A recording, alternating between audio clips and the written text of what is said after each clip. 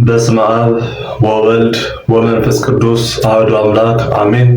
እጅግ የተወደዳችሁና የተከበራችሁ የቅዳሴ ቤት ቲዩብ የሥርዓተ ቅዳሴ ተማሪዎች እንደምን አላችሁ? እግዚአብሔር ይመስገን ብለን እንድናመሰግነው የፈቀደልን አምላክ ልዑል እግዚአብሔር የተመሰገነ ይሁን። እንግዲህ እንደ እግዚአብሔር መልካም ፈቃድ ዛሬ ክፍል 20ን እንማራለን። በክፍል 20 የምንማረው ቅዳሴ እግዚእ ወይም ደግሞ ከ14ቱ ቅዳሴዎች ሁለተኛ ቅዳሴ የሆነውን የጌታ ቅዳሴ የሚባለውን እንማራለን ማለት ነው። መጀመሪያ እዚህኛው ላይ ወይም መጀመሪያ ይሄን ቪዲዮ የመጣላችሁ ሰዎች መጀመሪያ የሐዋርያትን ቅዳሴ መማር አለባችሁ። የሐዋርያት ቅዳሴ ተምረን ጨርሰናል። የመጀመሪያ ቅዳሴ ወይም ቤዚክ ወይም ሙሉ ኖርማል ቅዳሴ የሚባለው እሱ ስለሆነ ማለት ነው። በየትኛውም ሰዓት ላይ የማይቀር ዋናው ቅዳሴ ሐዋርያት ላይ ስላለ ያንን እስከ ከአንድ ጀምሮ እስከ ክፍል 20 ድረስ ያለውን በደንብ አድርጋችሁ ተማሩ፣ በደንብ አድርጋችሁ አጥኑት፣ በደንብ አድርጋችሁ ቀጽሉት። ከዛ በኋላ ደግሞ ዛሬ ክፍል 20ን እንማራለን ማለት ነው። ምክንያቱም ያኛውን ክፍል ሳትማሩ እዚህ ላይ ዘላችሁ ከመጣችሁ ቅዳሴ እግዚእ ብቻ ልማር የምትሉ ከሆነ ጥሩ አይመጣም ማለት ነው። ምክንያቱም ያኛው ቀረባችሁ። ስለዚህ ከኋላ ያለውን በደንብ አድርገን አጥርተን ተምረን ችለነው አውቀነው ወደዚህ ወደ ቅዳሴ እግዚእ እናልፋለን ማለት ነው። እሺ እንግዲህ ቅዳሴ እግዚእ የጌታ ቅዳሴ ነው። ስለዚህ መጀመሪያ መጽሐፈ ኪዳን ወይም ኪዳን ዘነገሮሙ ብለው ይጀምራሉ ካህኑ። ከዛ በኋላ ደግሞ በሰማይ ያሉ ልብክሙ ስሬ ዲያቆን ይላል። ዜማው እንዲህ ነው።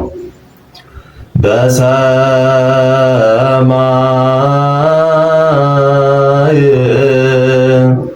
ያሉ ልብክሙ እወ ህዝብ ይቀበላል እወ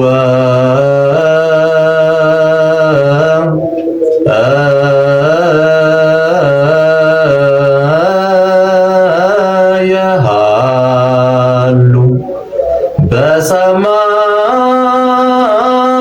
በሰማይ ልብነ በእንተ ስምከ አጽንዓነ ወረስየነ ድልዋነ ኢየሱስ ክርስቶስ እግዚእነ ወአምላክነ። ህዝብ ይህንን ይላል። ከዚህ በኋላ ያለው ደግሞ ዋናው ስሬ ዲያቆን ይላል። ወለመቦ ዘታየ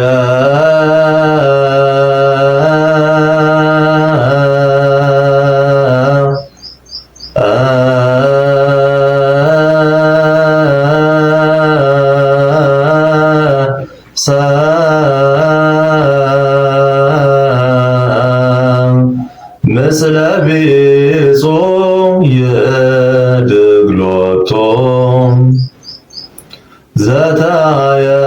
ዘታየሰ ምስለ ቢጾ እንደዚህም ይላል። ከዚህ ቀጥሎ ህዝብ ይቀበላል። በከመ ምሕረትከ አምላክነ ወአኮ በከመ አበሳነ በከመ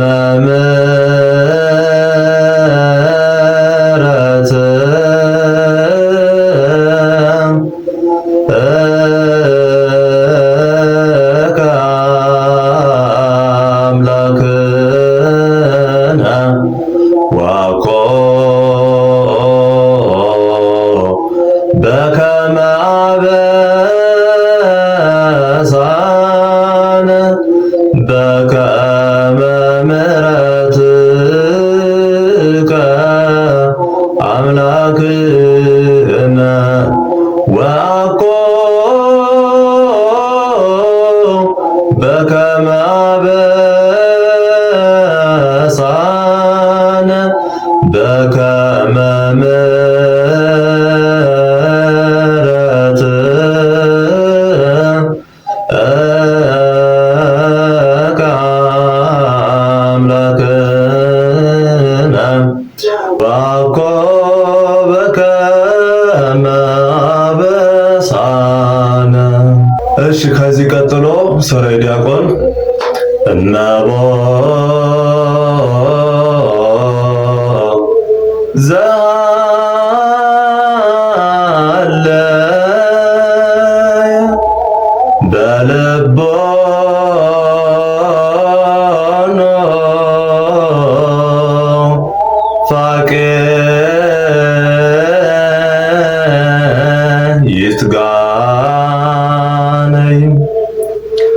እንግዲህ ከዚህ በኋላ በየመካከሉ በከመ ምሕረትከ አምላክነ እየተባለ ይዜማል። ግን ምልክቱ ተመሳሳይ ስለሆነ አንድ ጊዜ በከመ ምሕረትከ አምላክነ የሚለውን ከያዛችሁት እዚህ ላይ ስታስቀድሱ እየጨመራችሁ በመካከል ስትቀድሱ በመካከል እየጨመራችሁ ትላላችሁ። በከመ ምሕረትከ ከሚለው የህዝብ ነው። ስለዚህ አሁን ግን አንዴ ስለተማርነው ድጋሚ መድገም ስለማያስፈልግ እንዘለዋለን። ይበል ሠራዊተ ዲያቆን እነሆ ነውረ ሕሊና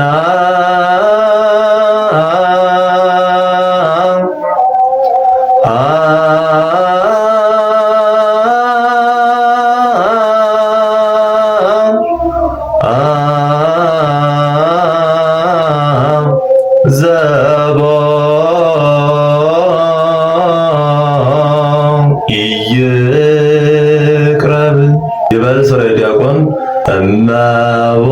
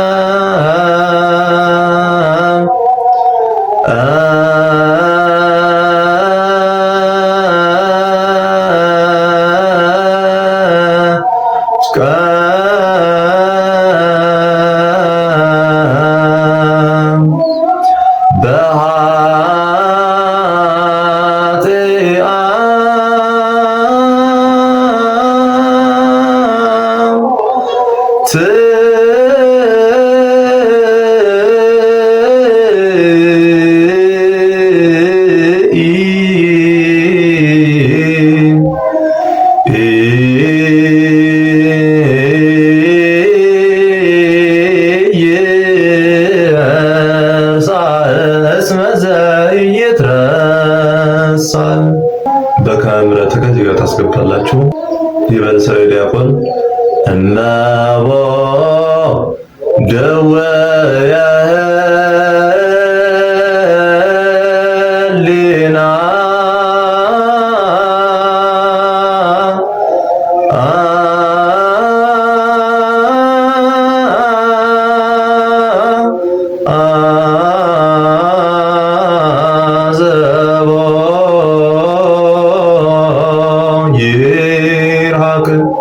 እዚህ ጋር በከመ ምሕረትከ አምላክነ ታስገባላችሁ። ከዚህ ቀጥሎ ሠራዊተ ዲያቆን እነሆ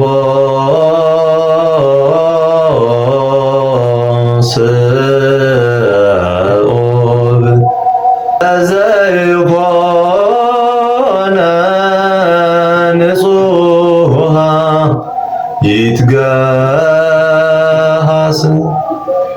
እዚህ ጋርም በከመ ምሕረትከ አምላክነ ታስገባላችሁ። ሠራዊተ ዲያቆን እነሆ ነኪ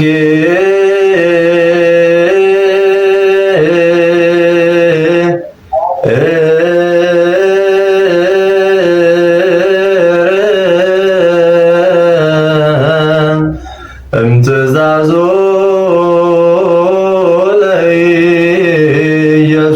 ለኢየሱስ ይትከላእ። እዚህ ጋርም በከመ ምሕረትከ አምላክነ ታስገባላችሁ። ይበል ሠራዊተ ዲያቆን እነሆ ዘያሳ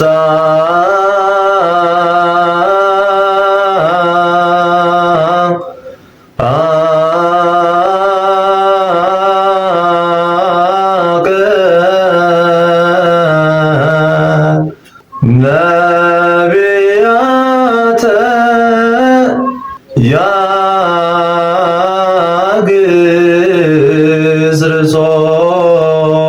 ያግዝርጾም እመአተ ዋህድ ወያድን ነፍሶ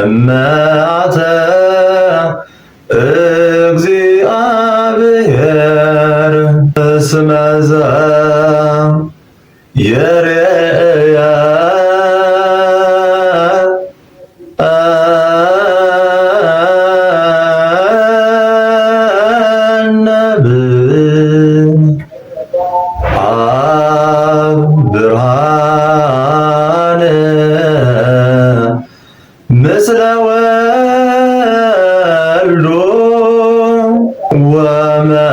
ወመላእክቲሁ ቅዱሳን እለ ይሄውጹ ቤተ ክርስቲያን ነጽሮ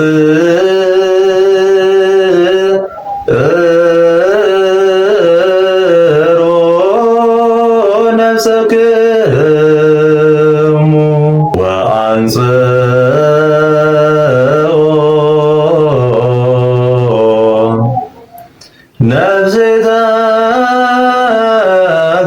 ነፍሴተክሙ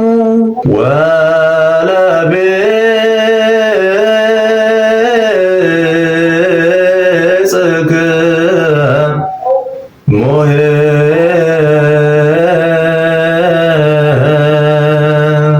ኢትስክሩ አበሳሆሙ ርእዮን ከመ መኖሂ የሃሎ በመዓት ምስለ ካልኦ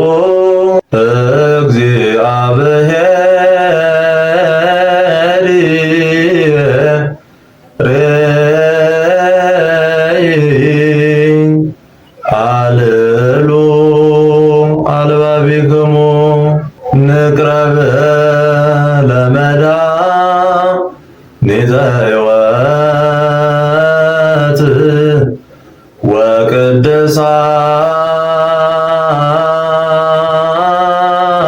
ወቅድሳተ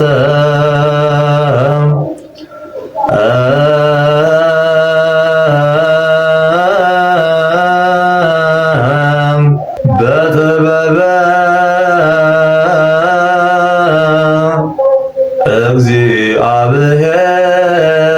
እግዚአብሔር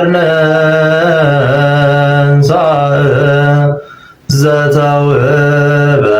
ዘተውህበለነ ጸጋ። ከዚህ ቀጥሎ ካህኑ እግዚአብሔር ምስለ ኩልክሙ ይላሉ። ሕዝብ ምስለ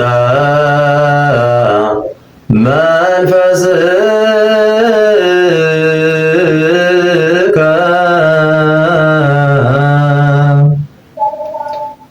ርቱዕ ይደሉ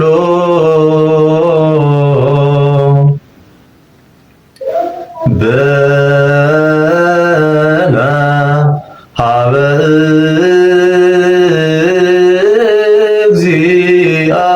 እግዚአብሔር አምላክነ።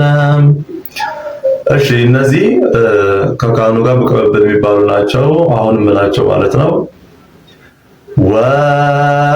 ወትረ በሰማይ ወበምድር ካህኑ ሲሉ እሳቸውን ተቀብለን እንላለን 3 ጊዜ ማለት ነው። ከዛ ቀጥሎ ካህኑ ቅዱስ ቅዱስ ይላሉ። እኛም ተቀብለን ራሱን ቅዱስ ቅዱስን ደግመዋለን። ቅዱስ ቅዱስ ቅዱስ አንተ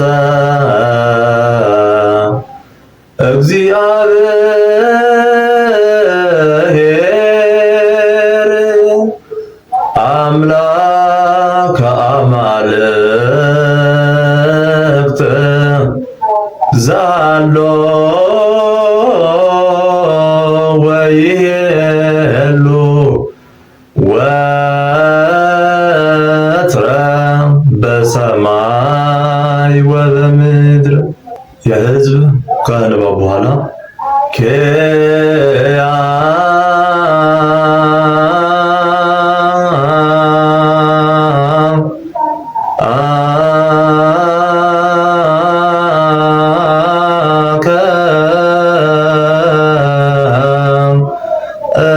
እግዚኦ ነአኩተ ወንሴብሐከ። እሺ እንግዲህ ሌላው ተመሳሳይ ናቸው እንዳለ አለ እና ምናምን እነዚህ ደግሞ ቅዳሴ ሐዋርያት ላይ ያሉ ናቸው። ስለዚህ ቅዳሴ ሐዋርያትን መማር ግዴታ ነው። ምክንያቱም እዛኛው ላይ ነው ዋናው ነገር ያለውና ያንን ከኋላ ያሉትን ክፍሎች መማር በፍጹም እንዳደረሱ። ከዚህ ቀጥሎ እንግዲህ የሚቀረን ሰራዊት ነው። ሰራዊት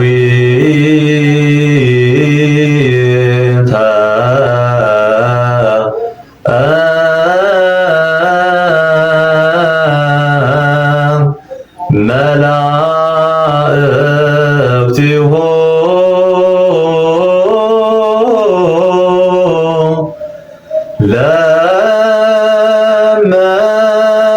ለመድኃኔ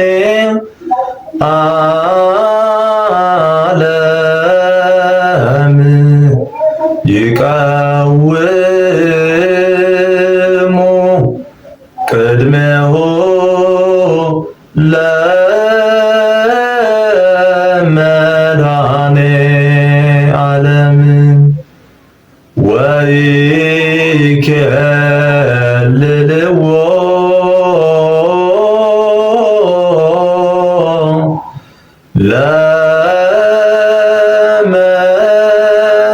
ለመድኃኔ ዓለም ሥጋሁ ወደሙ ለመድኃኔ ዓለም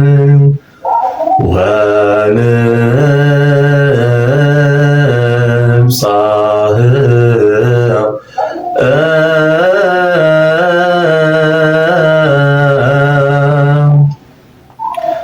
ቅድመ ገጹ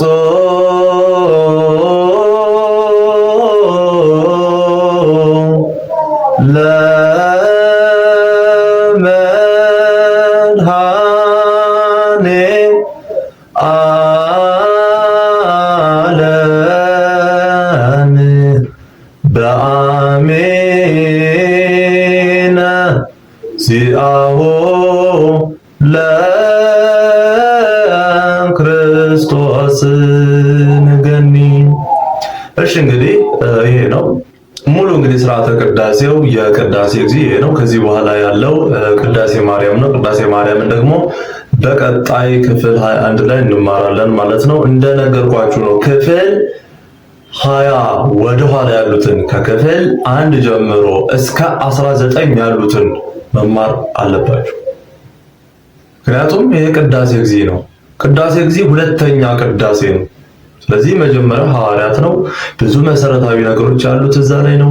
ለምሳሌ እነ ሀበነ እነ ተዘከረነ እነ አሜን አሜን እንዳለ በቃ እናሮ ሁሉም እዛ ላይ ነው ያለው። ማን ላይ? ቅዳሴ ሐዋርያት ላይ።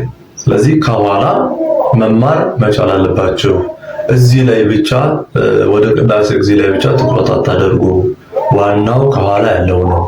ስለዚህ ከዚህ ቀጥሎ ያሉትን ደግሞ አንድ በአንድ እንደዚሁ እንማራለን ማለት ነው። በቲክቶክ መማር የምትፈልጉ ላይቭ ማክሰኞና ሐሙስ ከምሽቱ 3 ሰዓት ጀምሮ እስከ 5 ሰዓት ድረስ የምንማር ሲሆን ቅዳሜ ደግሞ እሑድ ደግሞ እንደምታውቁ ሰዓታት እንማራለንና መምጣት የምትችሉ ቅዳሴ ቤት ብላችሁ ሰርች ብታደርጉ ይመጣላችኋል። ስለዚህ መጣችሁ መማር ትችላላችሁ። እንዲሁም ደግሞ በቴሌግራም ግሩፕ አለ። ከ2000 በላይ ተማሪዎች አሉ። ስለዚህ መጣችሁ ከነዛ ጋር መማር ትችላላችሁ። በግል መማር የምትፈልጉ ደግሞ ሊንኩን እንደምታዩት ቴሌግራም ላይ ሰርች በማድረግ ልታገኙኝ ትችላላችሁ ማለት ነው። አነሳስቶ ላስጀመረን አስጀምሮ ላስፈጸመን ለልዑል እግዚአብሔር ክብር ምስጋና አምልኮትና ውዳሴ ዛሬም ዘወትርም ለዘላለሙ ለእርሱ ይሁን። ወስብሐት ለእግዚአብሔር ወለወላዲቱ ድንግል ወለመስቀሉ ክቡር። ይቆየን።